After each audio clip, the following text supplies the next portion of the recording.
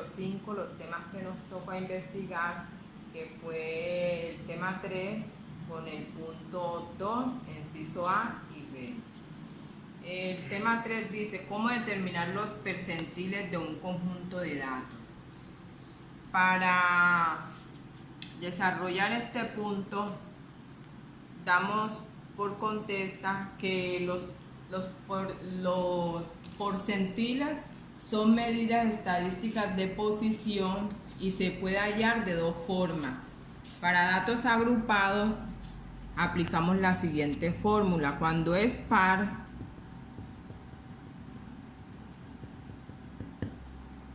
aplicamos esta fórmula.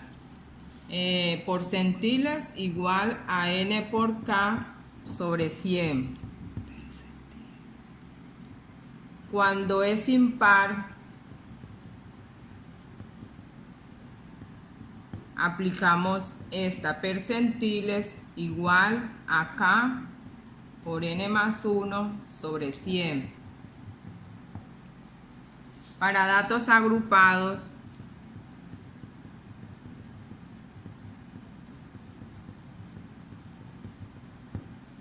es la siguiente fórmula: percentiles igual al límite inferior más n por k sobre 100, frecuencia absoluta menos frecuencia absoluta menos 1 sobre frecuencia absoluta por amplitud. Por amplitud.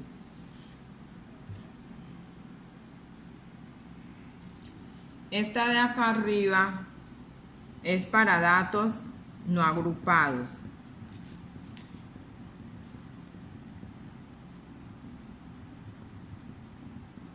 Entonces aquí tenemos la fórmula para aplicar a datos agrupados y para datos agrupados. Buenas tardes, yo les voy a desarrollar el punto 2, los incisos A y B. Entonces, para desarrollar el inciso A del punto 2, primero debemos organizar los datos. Aquí tenemos los datos organizados. Aquí miramos pues que hay 1, 2, 3, 4, 5, 6, 7 clases.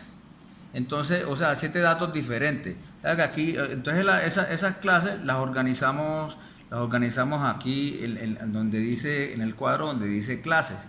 Aquí estas son las clases.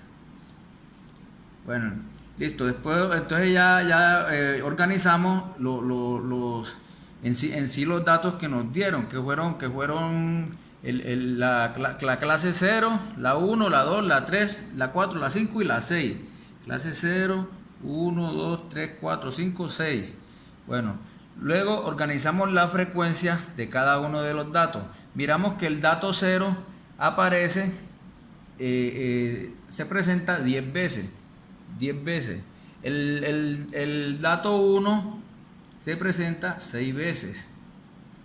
El 2 se presenta 12 veces.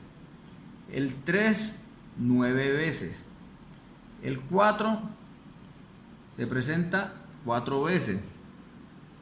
El 5 se presenta 3 veces y el 6 se presenta una sola vez. Entonces ya de ahí hallamos la frecuencia acumulada. Entonces la frecuencia acumulada del dato 1 vendría siendo el número de veces el mismo de los datos de acá de la frecuencia absoluta. Luego del dato 2 de la clase 2, el dato vendría siendo la suma del anterior, la suma de la frecuencia acumulada del anterior más la frecuencia absoluta del siguiente, que nos daría 10 más 6 daría igual a 16. En el caso del dato 3, de la clase 3, sería 16 más 12 igual a 28, y así sucesivamente. Luego hallamos los datos pues de los porcentajes que da de dividir la frecuencia absoluta sobre la cantidad de datos. En este momento, si sumamos todos estos datos, aquí nos debe dar 1, 2, 3, 4, 5, 6, 45 datos, que sería igual a la frecuencia acumulada. O sea que por todos son 45 datos. Entonces la formulita es la frecuencia absoluta sobre el número de datos, que nos daría en este caso 0.22. En la segunda clase, en el segundo dato, tendríamos 6 sobre 45. Aquí lo tenemos, 6 sobre 45. O sea que en este caso sería 6 sobre 45 nos daría 0.13. Y así sucesivamente, cada clase la dividimos entre el número de datos, que son 45. Bueno, aquí serían ya los datos, pero ya acumulados. Por ejemplo, aquí en el primer dato tenemos, igual se repite igual que como hicimos acá en la frecuencia absoluta con la frecuencia acumulada. Y acá estos datos ya están acumulados aquí, HI acumulado. Entonces acá ya hacemos el mismo procedimiento.